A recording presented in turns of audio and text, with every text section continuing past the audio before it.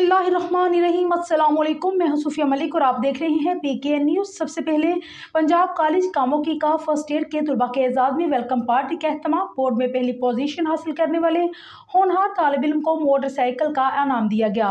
तकरीब में तलबा की भरपूर शिरकत। मजीद तफसीलात साजिद इकबाल ओलख की इस रिपोर्ट में। पंजाब कॉलेज कामोकी ने मुकामी शादी हाल में फर्स्ट ईयर के तलबा के लिए एक पुरतकल्लफ तकरीब का अहतमाम किया, जिसमें सैकड़ों तलबा ने शिरकत की। तकरीब की खास बात पंजाब कॉलेज कामोकी कैंपस के होनहार तालिब इल्म सलीम को गुजरावाला बोर्ड में टॉप करने पर पंजाब कॉलेज कामोकी की जानिब से तारीफी सर्टिफिकेट और नई मोटरसाइकिल आजाद में दी।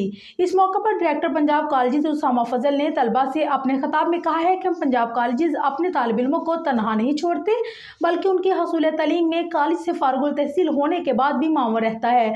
पंजाब कॉलेज कामोकी कैंपस हर साल शानदार कामयाबियां समेटता है और आज हमारे दरमियान मौजूद होनहार तालिब इल्म अहमद सलीम उसकी बेहतरीन मिसाल हैं।